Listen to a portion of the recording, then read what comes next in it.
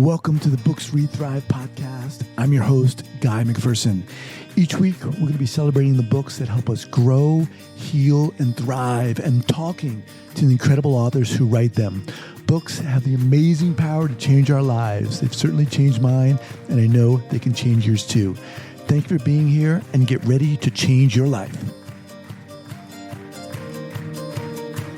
All right, Katherine, here we go. So 5, 4, 3, 2, and 1. All right, folks, welcome back to the podcast. I'm very excited to have as my guest today, Katherine Woodward Thomas. Katherine, welcome.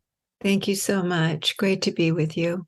Appreciate that. So Katherine is the author of the New York Times bestseller, Conscious Uncoupling, 5 Steps to Living Happily Even After, which was nominated for a Books for a Better Life Award and the national bestseller, Calling in the 7 Weeks to Attract the Love of Your Life. She's also a licensed marriage and family therapist and teacher to thousands from all corners of the world in her virtual and in-person learning communities.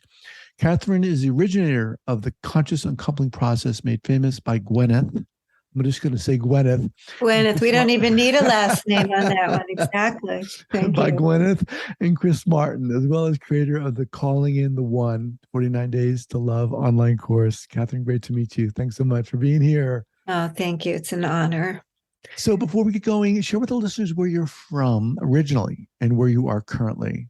I am a Long Island girl, and I spent my 20s living in Greenwich Village and singing in nightclubs. Wow. How cool is that? I was a cabaret singer. Wow. Very cool. So, okay, we're going to get to Gwyneth, but how did this all happen? How did this start for you? This interest in getting together and coupling and uncoupling. How did this begin for you? Well, don't we all learn more about love from the absence of it? Anything, really? Didn't it all start with the traumas we experienced when we were young? You know, my particular version of that is I had a mother who was just barely squeaking out of her teenage years. She was 18 and she fell for the captain of the swim team, and they got pregnant, and then they got married because it was the 50s. And of course, it was a horrible marriage, and they ended up getting divorced, and it was a horrible divorce. It was, nasty and ugly, and it just split everybody in two.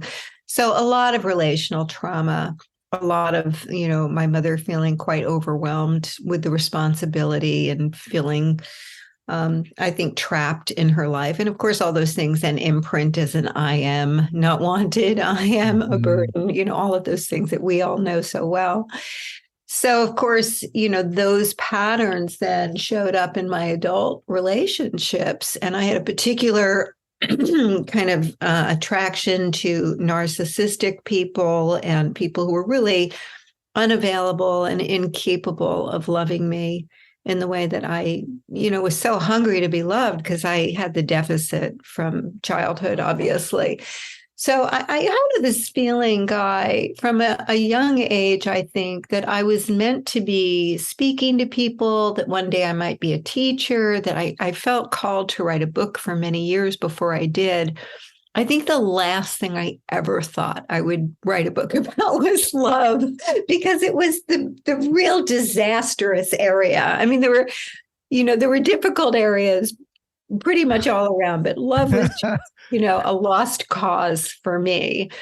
So what happened was, and of course, you have so many trauma-informed followers who are really hip to how our past impacts our present and limits the future that we're living into, and probably creates kind of an imprinting of a negative possible future that we're terrified of and trying to avoid. So that's the consciousness that we're in. And I spent many years in psychotherapy, and I did all sorts of personal development stuff, and all of it was good, and all of it was insanely helpful. And it helped me to overcome an eating disorder that I had, which was quite severe, but it didn't really have the kind of impact that I had wanted in my love life, because those patterns were still showing up. And so when I turned 40, I was pretty distraught about it. And I think when I was 41, I was pretty much steeped in resignation. But here's the thing, I was doing transformational technologies, and I was a student of metaphysics. And in a metaphysical realm and in a transformational, workshop, these weekend workshops that kind of pop you into a whole new possibility, they're all about the future that you're standing for.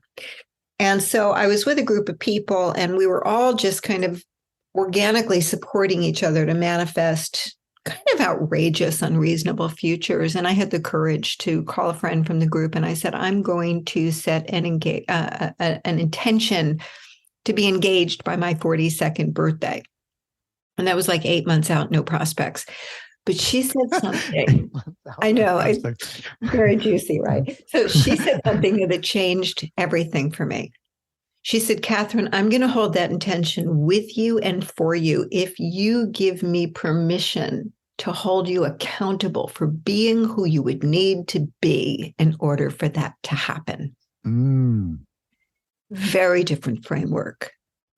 Very different framework. Because suddenly I'm now completely fascinated by, well, who would I need to be and how might I need to grow? And what is the missing development from my childhood? And how would I be showing up differently if I was actually going to be chosen by an amazing man to be his partner? And I just went 100% into that. Now, you can't make true love happen, but you can become a match for it. And so it wasn't so much about running out and trying to find somebody as was. It really becoming the version of myself that I felt I would need to be in order for love to find me. And in fact, I did end up manifesting this beautiful man. Shut up. My life and completely changed the pattern. And we were engaged 2 months ahead of my birthday and married the following year, gave birth to my daughter when I was 43, just, the good old fashioned way of sleeping with your husband. And I went on to write Calling in the One. And that's what really began that teaching. And I wrote it as a 49-day course because when I really look, like when I manifest that, which felt like to me, like I pulled a rabbit out of a hat, like manifest this miracle of this, beautiful man who loved me and chose me, whom I respected and admired, like all of it. It just felt so crazy. I thought to myself, this cannot be a personal miracle. Maybe this is the book I was supposed to write. So I just started writing it. And a lot of magic just happened. And, an agent came to me and then I had no following and I got a book deal with Random House and, with no platform. And then the book became a national bestseller. So it's almost like the book itself is that kind of attraction element that just brings the abundance in. So I hear a lot of stories about it where it begins to loosen up things for people. And it's really written for people who were stuck like I was, who felt like they were kind of, had tried everything and had a lot of deficits in their childhood that set them up to not have healthy relationships and to have a lot of avoidant detachment, which is, I was to the hilt, and to really just create life outside of that. Now, yeah, let me just jump in here. First of all, thank you so much for sharing your story and being vulnerable in the way you were. What you said about what your friend said about in order to hold you accountable, who would you need to be? How would you need to act? That whole paradigm shift. Talk more about that. Why is that so different from a lot of the way we operate? Oh, it's completely different, Guy. And I'm actually, I train coaches and I have a lot of therapists who come in and do the work with me. And we meet and we talk about this and we bring these into I don't see, actually, I'm not doing psychotherapy any longer, even though I'm still licensed, but we talk about the difference in the interventions really with the future focused approach that I am starting with, that I'm really exploring. And there's several really key things to this approach that I think is radically different than the way that we're normally having conversations. So, and by the way, it's not an either or world. There is a time for all of it. And truthfully, if I try and do this work with people who are still, not, still needing at the beginning of their healing journey. And they have to do that healing work. So it's sacred work, the healing work, but healing and transformation are two different domains.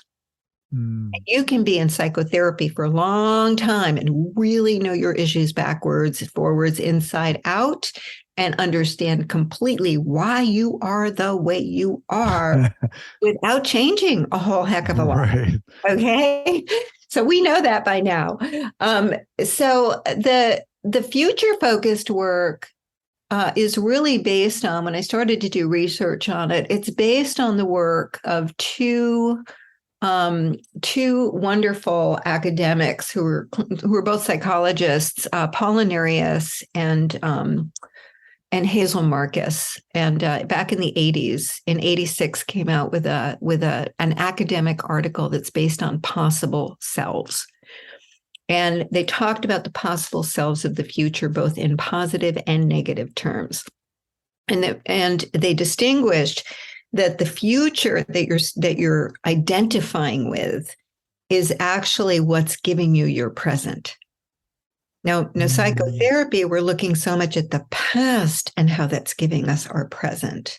Mm-hmm. But if you begin, and the way that we all understand this is, if you say, I'm going to be an athlete, like you've been a couch potato all your life, I'm going to be an athlete, I'm going to lose 30 pounds and run the 26-mile marathon next year. That gives you who you are in the present. Like, you get up off that couch, you put those sneakers on, you start to run, you start speaking to yourself, as though you start visioning yourself thinner, leaner, stronger. So, and that future begins to inform how you need to grow and develop. Most of us, I don't think that understanding can graduate us from the old patterns, because there's actually missing development. And I think we're also in danger of spending too much time looking backwards, because every time you look backwards to who did what, when did they do it, where was I when it happened, how did I feel about that, how do I feel about that, what we're doing inadvertently is also solidifying the self we formed in response to trauma. Okay, so we have to be careful. And I like to start even with people who are in a highly traumatized, which in conscious uncoupling, very often they are, even though they've just lost a future that they had been hoping for and counting on, and, they're devastated. Studies also show, and this was also Hazel Marcus, who's now at Stanford, who did this study, that people who are in the midst of a traumatic breakup, and Judith Herman called a breakup one of the worst traumas we're ever going to go through, because it's a rupture of attachment, was her term. I just got divorced, by the way. Oh my gosh. So this is really kind of weird. Really relevant. Okay. All right. So Judith called it a rupture of attachment. And you don't really have any sense of a future, and you don't want a new future. But still, then I'll look in conscious uncoupling, the first step is to hold and contain the big emotions. And whatever you're feeling is to sponsor the healthy impulse underneath it. So, for example, if you're feeling rage, what is the healthy impulse underneath rage? Well, it's the reclamation of your right to be treated a certain way. And that can become a positive future. What's your intention? From this moment forward, I will have relationships where I am treated with respect and honor, where I treat others with respect and honor. So you're harnessing the negative energy and you're pointing it in the direction of a positive possible future. So I always start with the future, wherever I am, because that future will begin to inform the ways that I now need to work with the trauma. I mean, you talk about post-traumatic growth a lot, and that begins to inform the growth that's needed. And so I look at identity as a place that we're generating our lives from a lot. In conscious uncoupling, we look at identity as really, if you drop down into what I call your source fracture story, the original wound in your heart, really, I'm alone here, I'll never be loved by anyone. For me, it was I'm not wanted. It was a big one for me. You look at that, and very often a breakup will validate that perspective. And that's what I think the core of prolonged grief is that we're lodged in false meaning. It has now become, definitive proof of that old story. So when I'm working with trauma, I'm not as seasoned as some of the therapists, I think, who are probably here with us right now and or highly trained in trauma. I mean, I did a lot of, my own healing work on my own trauma, so I understand it from the inside out. But when I'm working with people, I'm not ever allowing people to kind of collapse into the somatic experience of the old trauma when they're telling me their story. Mm-hmm. I try and wake them up to the present, even if I say, what's the best thing about being your current age as opposed to being yourself back then, just to bring them back in present time. But I am looking for the meaning, the story that's being held in the body, because that's the story that people are generating their lives from. So, for example, when I was doing calling and the one, I know I have so much to say, right? I'm not even getting as you're talking, I'm thinking you're articulating so many elements that I think for so many of us are unconscious. Yeah. We just move through these processes, and yet you are picking them out and shining a light on them, and it's really intense. Thank you. And by the way, I don't think that the unconscious is so mysterious. I think it's right there in our bodies.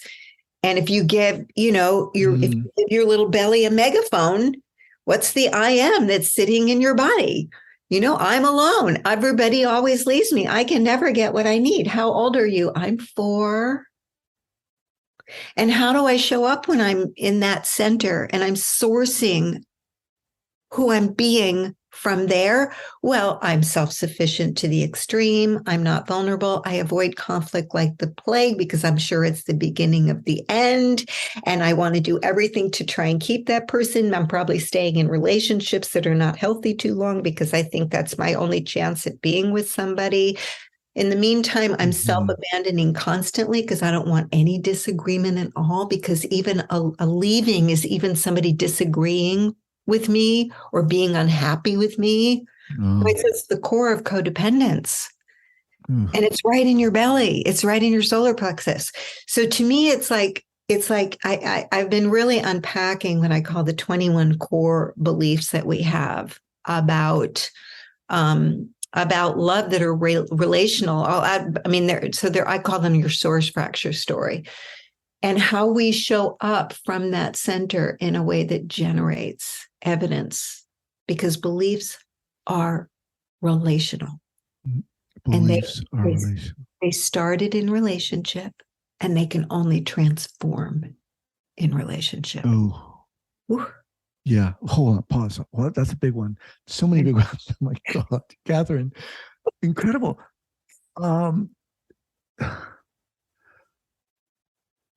Let's kind of take a step back here, a sidestep here.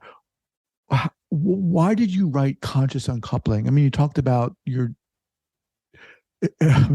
way you described it, you said everything was kind of awful, but tragic was your relationships. And why did you write a book about unconscious uncoupling? Well, this is funny because how this started, because 10 years into the marriage, Mark and I divorced. Okay. So, I mean, I joke now, I say, so I had a little PR problem, because at that point I had all these, massive amounts of people following me. And I suppose I could have stayed in the marriage just to save face, but it's not my way.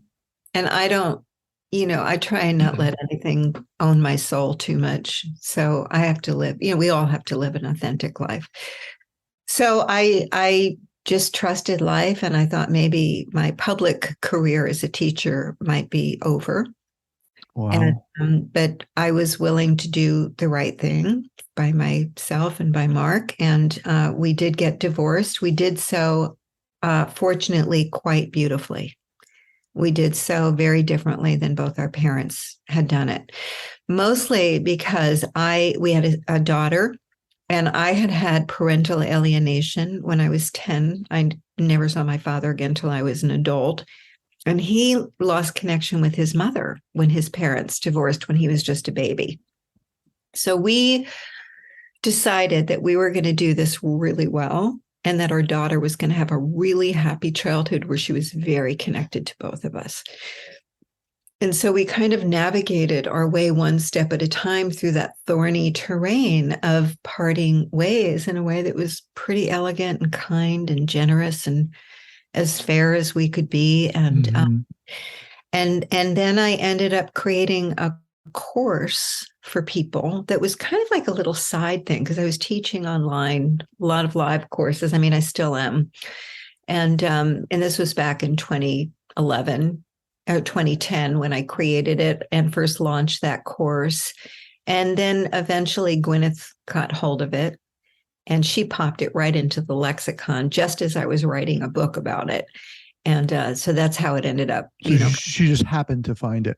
No, she found it through her naturopath, her doctor, who was one of my followers and fans. Oh, interesting. Okay. Yeah. So he's the one who ended up writing the article on her website. And but it made, obviously quite a stir. And I was actually when she popped it into the lexicon, I was down in Costa Rica working on the book. And so I was at a yoga retreat center.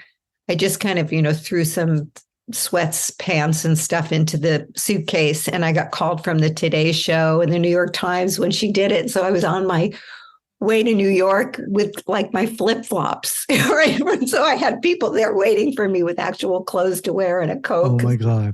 It's really funny. Well, I just want to say, I mean, in my opinion, you talked about wondering what that breakup would do to your professional career. I mean, for me, from my perspective, I think it gives credibility to you. We're being able to work through something like that and commentate on it and talk about it in such a beautiful, meaningful way. I think people need that. We can learn so much more. Thank you, Guy. Thank you. That's really kind of you. Yeah, you're welcome. I'm curious though, when you decided to move through this in a very conscious way, there must have been some kind of anger or some kind of charged feelings on one or both of your sides. I think there was. And look, it's very normal. In a break, our biology is not set up for coming apart. So, in conscious uncoupling, I really unpack what's happening in the brain and in the body when we have a breakup. And it's quite severe. I think, nature has really hardwired us to stay together. And I think it's a relic of like 1,000 years ago. If you wandered away from your tribe, you would die. Mm-hmm. You would have died. So we still feel like we're going to die. And we feel under profound levels of threat when a primary attachment figure leaves. And our brains are kind of hardwired to keep us together. So an example of that is that the brain, when somebody is leaving us, the brain, instead of doing the logical thing like lessening our investment in that person, what it does is instead it secretes the same hormones that we had when we were first falling in love. Now, why would that happen? Because the brain wants you to run after that person and get them to change their mind, right? Mm-hmm. So we're actually really hardwired to stay together. And I think, that's why I have a tendency to create a negative bond where we'll stay, in angry or we'll be ruminating about that person, not just for weeks or months, sometimes for years. We're driving down the freeway suddenly and a song comes on and we're telling that person off in our head. We haven't seen them in 6 years. Mm-hmm. It doesn't matter. We still feel right there. It's intimate. So the bond is right there. So what conscious uncoupling does, when Gwyneth and Chris modeled it, they did it like a kind of, elevated, superior form of amicable divorce that they modeled, right? But what I wrote it as or created it as is, what do you do with yourself? how do you deal with your anger? How do you deal with the desire that you have to hurt the person who's hurting you when you're a spiritual person or you're a conscious person and you still want to, you want revenge. You want to badmouth that person. You want to hurt their reputation. Or what do you do when you keep ruminating about them or where you're kind of collapsed into that story? No one will ever love me. So I wrote it as a 5-step process. And the first 3 steps are all just about you and what you're doing inside yourself. So whatever Gwyneth and Chris were doing, and I don't have a relationship with them, so I don't actually know. And even if I did, I wouldn't say it anyhow. But sure. But I don't know what was going on for them internally that they were able to do that so elegantly publicly. But there's a lot to clean up inside of ourselves to reconcile and resolve. And I found, and first of all, I wrote Conscious Uncoupling because I'd had so many bad breakups that I knew the toll that bad breakups take on us. I know that you can lose months and even years of your life. I know that, from my own personal family, my mother was married 4 times. So she went through 3 divorces and then she was widowed. But her third husband, who raised me, he was basically my stepfather, and she divorced after 15 years. And 35 years after they were divorced, he was still taking her to court, suing her because she owed him money. So I know firsthand, he's gone now, and I pray for his soul. I think he's in a better place right now. But I think, I know firsthand that time doesn't really heal all wounds. We actually have to do that work when you were really bonded with someone and you really loved someone and you've been devastated by the loss of that relationship. There's a difference between people who are leaving and people who are left. And the people who are left tend to be the most traumatized because they have not been necessarily creating a whole identity and universe outside the relationship. So it's very devastating. Or potentially, obviously, we all have different levels of resources inside of ourselves that we can rely upon. But if you're left, you're likely quite traumatized by the experience. If you're leaving, you might feel, relief, but you also probably feel guilty, and you probably do still feel confusingly lost because, anyway, feelings are obviously not so linear and neat. If I may, it's interesting as you just described those 2 stances in a sense. What came to my mind is that the person leaving is future focused, right? The person who's being left is like present, if not in the past focused. Look at that. That's a great distinction. I never put it together. Thank you. And you're absolutely right. Yeah. In a way, the person who's being left, their future just got stolen from them. Exactly. Yeah. When you wrote the book, what was your hope for the book? What was your Conscious Uncoupling? Yeah. That was a wild ride because, as I said, Gwyneth popped it before I had finished the book. So I ended up on, going to New York. And it was just a wild ride because my book company is Random House. I'm with Harmony Books, and I hadn't even given them a proposal for the book yet. So I go from the Today Show and to the offices of Random House, and there's a board meeting with a ton, like 7, 8 people around, and I just spoke the book. Oh my gosh! And we'd made a deal that day, and we went and did it. But several months in, I got breast cancer. So then the book was delayed because I was in breast cancer treatment, and thank God I caught it early enough. Oh wow! So, but the whole launch thing was a wild ride because I think books hold, and those are listeners who are authors or writing might understand this. Books hold the frequency or the energy of whatever it is you're dealing with.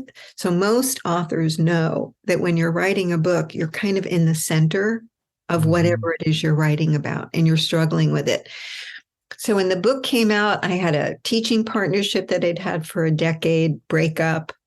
I had an attorney who was trying to get the trademark commit. What do they call it when attorneys mess up? Anyway, I don't remember the word in this moment, but he misfiled something and the trademark was lost because it went somewhere else. Then I had to hire another attorney. Like all these breakdowns were going on. And I thought, wow, this is what it is sometimes to get a divorce. It's messy. It's confusing. Everybody's grasping. Things blow up. So the book kind of went out like a big firecracker went out. And but that said, I will tell you that one of the best moments of my whole life was when the day after Gwyneth announced it on her website that she was getting a conscious uncoupling. I Googled conscious uncoupling, and it was in the dictionary online as redefining divorce in the 21st century. That's amazing. And that was one of the proudest moments of my life, given like how tumultuous my childhood was from these multiple divorces. Wow. It was beautiful. Oh my gosh. So I feel super grateful. And since then, there's been a real, a whole up leveling of how we're doing this differently, not just through my book, but from the book of many people who, it was just one of those things, an idea whose time has come. But I'm very grateful for the very specific ways that conscious uncoupling does really go into the center of someone and mirrors what's going on for them and kind of takes them by the hand, just one step at a time, about how they can actually bring heart repair, healing, and get to a place of freedom and true peace on the other side of it, and up leveling. I mean, one of the things I saw about my husband, Mark, my beautiful husband, Mark, and I just had a birthday. So I have Mark's birthday card here, Mark, that means the world to me. I just adore him. But one of the wonderful things that, I was able to see about myself as the source of the breakdown in our relationship is that I really had a lot of missing development around how to create union. And I kind of went into the marriage thinking that somehow the marriage was just a thing. And I didn't realize how much you have to nurture togetherness and stay on the inside with each other and build that kind of connection day in, day out. And I will tell you, one of the promises of conscious uncoupling is if you do this well, you will have happier, healthier love on the other side of this, because whatever you can learn about yourself and how you need to grow, you then take into your next relationship. And that is indeed the story I'm living now, because I did call in my new partner about 5 years ago, and we just have the most delicious love fest like every day. I call it a generative love. It just keeps renewing and expanding and growing and deepening, and we laugh, and there's no like negative residue we're stuck with. And it's pretty amazing. So wow, that's what I want for all of us. Wow. Is there another book there? Well, I am working on another book, but it's more about what you were asking about the differences in how we're working on ourselves. Because we're all pretty savvy now about how to work in the past, or we're learning, we're really invested. You have to go Bora Mate and Basil van der Kolk and, everybody who's really informing people about trauma. And I'm now feeling very called, and I imagine others are too. I don't want to be so, self-important about it, but I'm feeling very called to really bring forth this, more future-focused perspective.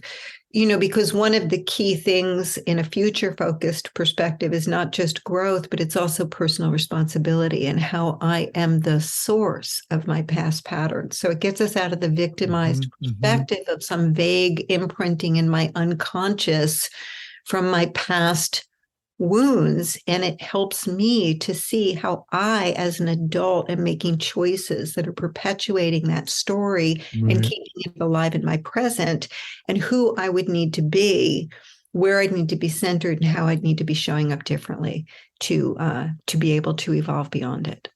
Wow. Katherine, you are amazing. And you're a delight. I'd love to have you back. I don't care Thank what we talk about, but I just love talking to you. I mean, obviously, there's so much to talk about. How do people get in contact with you?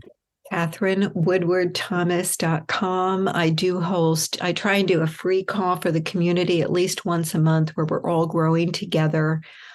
So, if you just sign up for my email list, you will be informed of those calls, and I'd love to have you. Okay. We'll have that linked up here at the show notes page at Books Read Thrive podcast.com. Well, thank you so much. And like I said, I'd love to have you back at a later time. It was an honor meeting you. You're amazing. Thank you. Thank you so much. All right. Lots of love. Bye-bye. Thank you so much for listening. And if you're interested to learn more about what I do, head on over to the Books Read Thrive podcast.com. That's the Books Read Thrive podcast.com. Take care.